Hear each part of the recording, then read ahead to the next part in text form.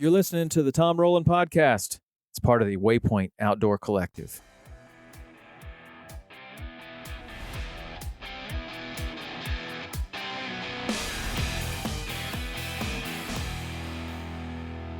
Hey, everybody. Welcome to the show today. This is How To Tuesday. I have a special guest, Captain David Mangum. Hello. Sitting here with me. And I thought today we would consult with someone who does this for a living, that you don't have to listen to me all the time. And David Mangum is going to teach us how to feed a tarpon. He is one of the better tarpon fishing guides that I've ever fished with, and he's very specific in his instruction. Aren't we all? I hope so. All right, so lay it out for us, Dave. Yeah, so how to feed a tarpon. Well, first off, I guess all depends on where they're coming from. So, if I'm going to position my boat, I'm going to give almost every angler I have is a right-handed caster. So I'm going to give them that 11 o'clock shot. So they're not casting through the boat or with anybody behind them.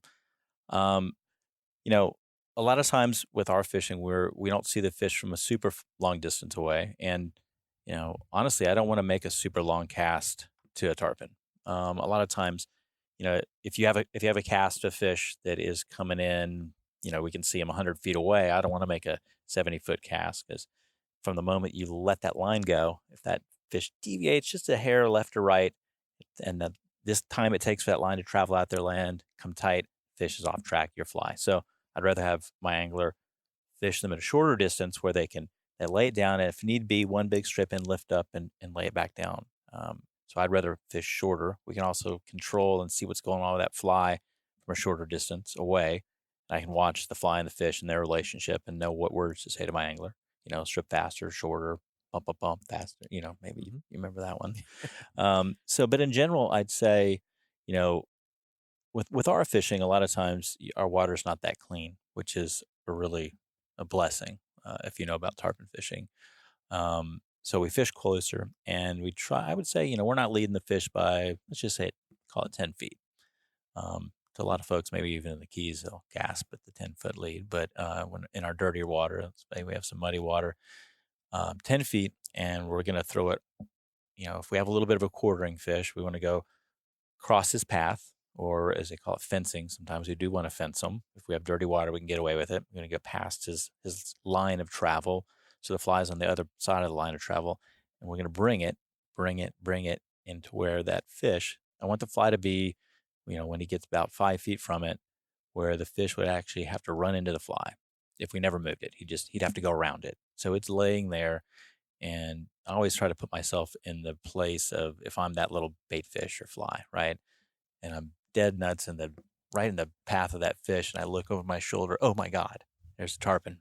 So a lot of the strips that we use are small. So the first strip of the fly that's laying in the path of that fish, and he's, very close to it, let's say 1.5 feet, it needs to be a bump, but you can't scare the fish. So it's not a sharp bang, it's a pulse, and then we start our sharp bang. So, and the closer the fish gets to the fly, the faster we go, but the shorter the strips become. That's the basics of it, which, in the Keys, the slang for it is jerking off the hamster. I think that's, I think that's pretty descriptive for the strips, and it takes a little skill to get good at it. And I think a lot of times, if I'm right there at the fly, it's similar to just the two-handed strip. The worm, gosh, I can't remember the name, the slang for that one.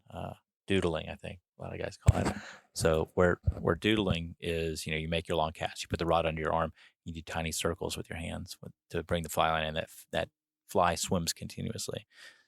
Pretty much the little bump does the same thing. It's kind of a continuous, but it adds a little more animation to the fly. So, but I want that fish to bite the fly from the time he sees it till he eats it. I want it just to be a very short amount of time, because the longer that fish follows it, the more time he has to think about it, notice the boat, hear the boat, see something. So I want him to make that decision. The decision I want him to, I don't want him to think about it. I want him to react. So I'm always trying as a guide to get the reaction bite, whether it's a tarpon or a redfish. When you can create that reaction bite, you control the situation. I'm not asking the fish to make a decision. He just, evolution makes it for him. That fly just is right there in his face, and he knows he needs to smash it quick or it might get away. So Mhm. when you can make that happen as an angler or a guide, you're gonna have success more often than not. So Yeah, good advice.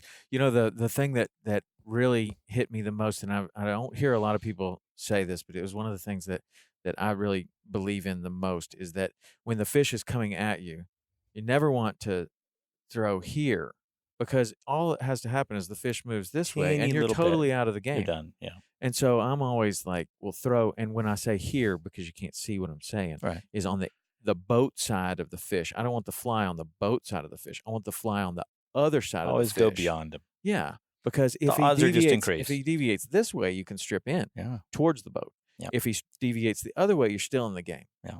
And I think that a lot of anglers want to cast here, Yeah. not here. I, You I, know, I want both eyes to see the fly. that's something that Michael Pollock told me the first year I was ever in Key West is like if you can get a fish, and he was talking about barracudas this Mhm. way, but if he could get the fish to see it out of both eyes, so it comes over to his right, Yeah. he sees it out of his right eye, and it crosses in front of him. Now he sees it with his left eye, and usually they turn and start to follow. I think Oh, yeah. tarpon are the same way. Absolutely. All right, man. Good advice. Appreciate Okay. it. Thanks, Great. Dave.